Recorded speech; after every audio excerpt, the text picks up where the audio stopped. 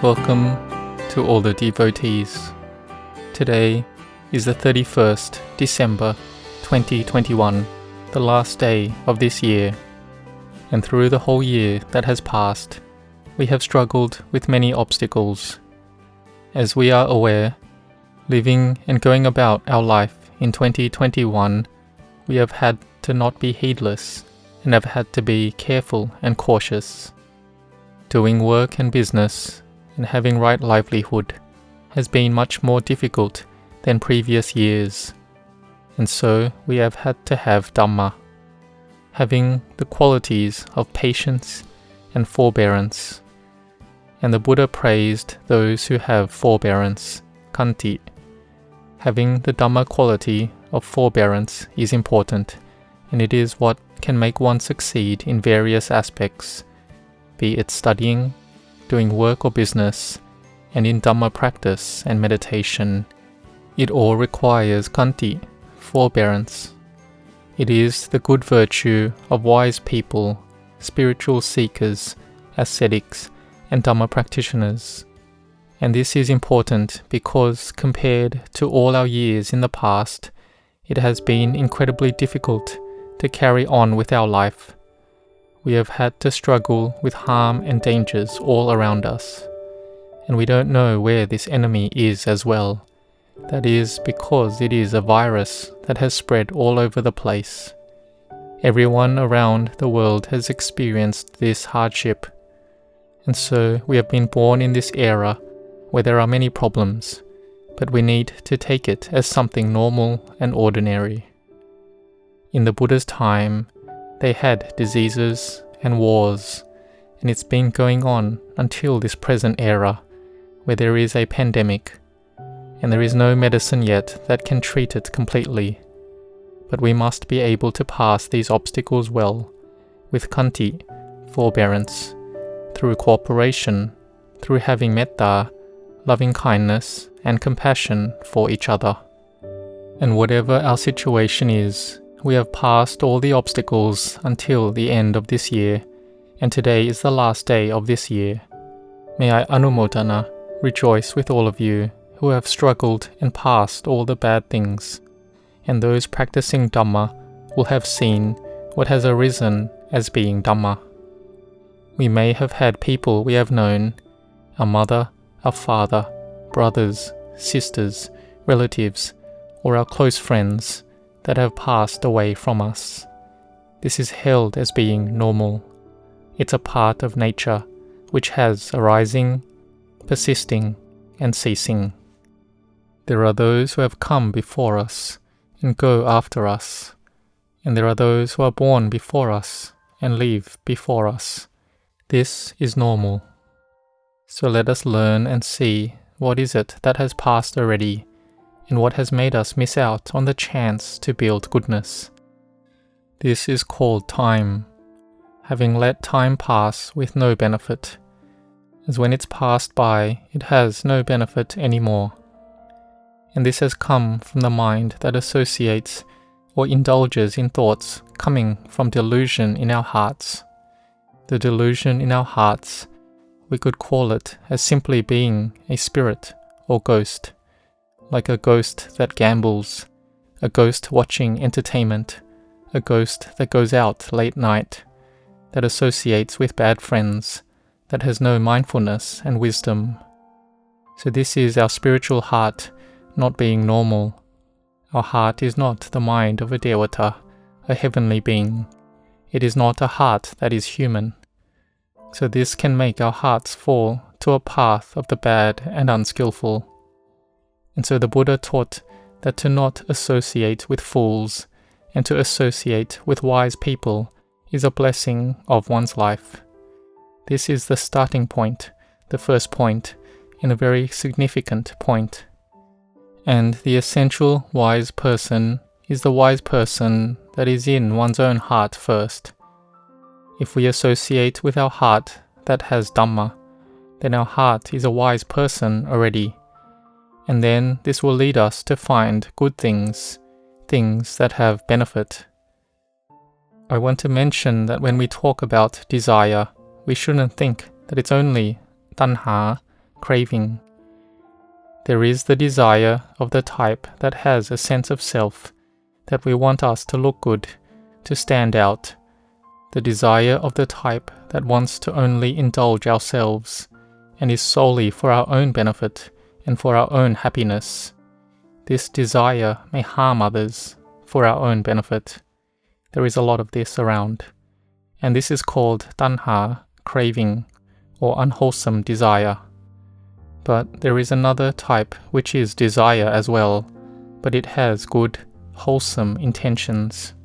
Good intentions towards people, to living beings, for all people to have good things happen to them, to have good situations arise, to have completeness and abundance, and to have happiness. So this arises from good and beautiful intentions, or from having mindfulness and wisdom, and having loving kindness. So we shouldn't call this desire. We call this determination and enthusiasm in doing good things, things that are kusala, wholesome. There are some people who want to organize their houses well and to be beautiful, or they want everyone to have happiness and good health, or the leader of a country who has determination and good intentions like this. So this is not about tanha, craving. These are good intentions and aspirations, imbued with loving kindness and compassion. So determination and good intentions like this is Dhamma. So we have to be aware of it and develop ourselves to have this wholesome desire and enthusiasm like this a lot. But Tanha, craving, this is about me and mine, and this we should know what it's like. Such as today is the last day of the year, and there are many for who it's all about indulging and pampering oneself, wanting to enjoy and be intoxicated with pleasure. They have forgotten about old age, sickness, and death. They set up parties to drink alcohol, to gamble, to indulge in pleasure and enjoy, and it's out of the ordinary boundaries of pleasure. Or there is harming living beings, harming the lives of others for us, for our own pleasure and enjoyment. This is tanha, craving, and is an unwholesome or bad mental object, or we call this being bad or unwholesome. And those who have associated with wise people, and who associate with a wise person in one's heart, they won't do this. Those who have associated with good, wise people, they have to give up and let go of the bad and unwholesome. Why? Because they're trying to find merit. The bad and unwholesome arises in body, speech, and mind. We know in Pali this is called Kaya Ducharita, Vachi Ducharita, Mano Ducharita. So we make an effort to give it up. The Buddha gave the Ovada Patimokkha, that we give up all the bad and unwholesome. We have the quality of loving kindness, and we possess all the kusala, the wholesome and skillful. This wholesome and good is chanta, which is having enthusiasm or wholesome desire. We can notice in our minds that if we have good intentions, then our state of mind is more good and beautiful. There are aspirations for happiness, for stability, for completeness and abundance, and for more goodness and beauty. So this we don't call craving, tanha. And some people, when they do work and duties, they do them fully, do them in a detailed and complete way. They do it good, beautifully, excellently, and the most perfect. This is called someone who is well determined, who has chanta, enthusiasm. And we may forget this, and so we ask, why does that person work like that? They are really intent and wholehearted, but isn't it too excessive? It's not like that. This is the quality of an intellectual, wise person, that in whatever they do, they try to do it to the best they can, to the highest and with the most value. So this is important. Our Lord Buddha had chanda first. He had determination and good intentions for all living beings to be free from suffering. He built his parami, spiritual perfections. He sacrificed his life, his flesh, and all things for all living beings. This was the Buddha's determination. His aspiration was firm and did not slacken ever. It was doing it fully and completely. So may we take the Buddha as our example. And we look to see, do we have chanta, enthusiasm in doing good things? If you are a child, do you have chanta? The thing that children have problems with is being attached to games. A child not wanting to do homework, a child who doesn't want to study, a child who doesn't want to clean the house and doesn't want to help their parents. This is completely Tanha, craving. This is laziness. It's being a slave to mental defilements. But this child can be motivated by giving them some reward. Then the child will know how to do good. They want to study and they want to learn. Or coming to the monastery, they get rewarded to chant. And so the child feels they get something out of it and they try to do it. In the beginning, we use methods like this to entice them to build goodness first. And when they know for themselves the benefits, then they won't need rewards like this anymore. So this was the method used to persuade the child of the wealthy merchant, Anathapindika, to first come to the Dhamma. It's like when we persuade children that are lazy. Hey, come on, sweep the house. Come on, mop the floor. Come read this book. We tell them to study hard and give them some reward. We get them to do chanting, to come to the monastery, and we give them some reward. And when they know it for themselves, they won't need any of this reward, because they have Dhamma in their heart. Here we recollect the Lord Buddha that he sacrificed to the highest already. He had the aspiration to encourage us to go to the Dhamma. The Buddha had effort to build parami and ultimately attained to being the rightly self-awakened Buddha. He attained and then he taught us. So we have received the Dhamma from the Buddha, and we have had a long life till today. This shows that we are ones with merit, that we have a long life. We have listened to Dhamma and have learnt and practiced Dhamma. So we should be determined in our hearts and minds to have chanta, have good intentions in body, speech and mind, to ourselves and to others as well. And we get others to do things that are of benefit. We have loving kindness to others, we have compassion to others, we have sympathetic joy towards others, and we help each other out. And whatever mistakes they have made, we give them our forgiveness.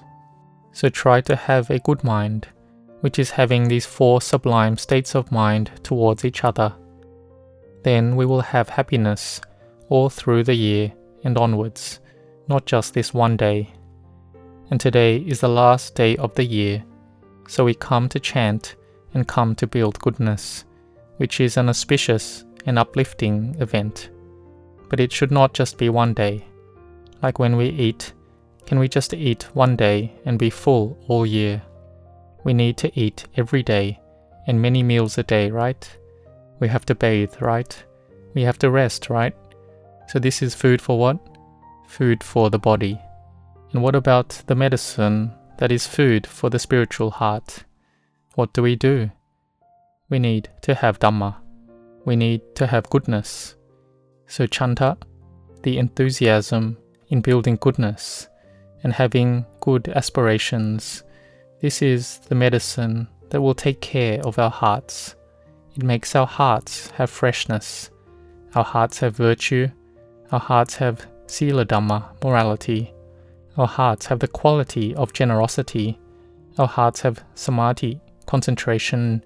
And our hearts have the quality of mindfulness. So the heart will have this freshness. It's fresh like a tree in the rainy season. It gets rain, and the tree is flourishing and green. When we see it, it uplifts and cheers us up. But the tree in the dry and hot season, when it's dropped all its leaves, we look at it and it looks dry and weary, and our heart becomes like that too. So can we see that in the hearts of people, if we have virtue and goodness, we associate with wise people, and we practice Dhamma following the teachings of the Buddha, then we will meet with goodness and meet with happiness. So we look back at how it has been all through the year. Throughout the year, what have we met and experienced? We have been born in this world, and we were not just born alone, right? We have a father, a mother, brother, sister, and fellow human beings in the world. In whatever country we live in, we were born and have had ease and convenience in all things. But where has this come from? It comes from those people in the past who have made and done it. They had built it for us. They built the house, built the city, built the country, built various knowledges and sciences, built hospitals, trained doctors, and all the other various aspects a lot already. It's been prepared already so that we can live at ease and happiness. So we can reflect that this one life we have been born into, that we've been supported by those people around us who have been born already. Then even if they have passed away or are still living, we remember their goodness and virtue, and we will be another person who will build goodness in the world before we pass away, just like the others who have passed. In this world, we are not going to stay here forever, living many hundreds of years. It's not like this. The people living to 90 years old is few, and those living past 100 years are even fewer. So however it is, we don't stay in this world for long, but we must make our life in this world to be the best as possible, for our own benefit and for others' benefit as well. So we should have gratitude towards nature and for the environment and surroundings that we have been born into. The Buddha said that a person with katanyo kataweti, knowing the goodness one has received and wanting to repay that, is a person rare to find in this world. So may we have these two virtues. If we have this, then the time that keeps passing by isn't able to do anything to us. We're able to make that time have many benefits to this world and to our spiritual hearts. Now we have time, so don't let all this time pass by without benefit. A wise person says that time consumes us. We don't consume time. But if we are aware of this, and we have good mindfulness and wisdom, then we will use the time with benefit. Then this is like we are consuming time up. So take this time we have to build as much benefit as we can.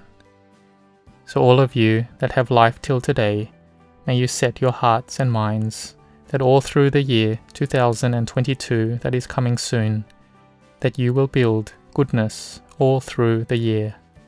Being a child, a student, you will be determined and diligent in learning, studies, and doing homework. And being older, to be diligent in work, to not stray off and go out of the correct and good path, to not take the paths to ruin, and being determined to do good. And for those higher than this, practicing Dhamma, be determined in chanting, practicing meditation, in training and instructing your mind to be more complete and more developed. Be someone who sees the benefit of the time that is passing and who sees the goodness we have received from other people. Have a mind with the qualities of loving kindness and compassion, and have the quality of mindfulness a lot all through the year 2022. May you all have only prosperity, abundance, and progress in this year and onwards.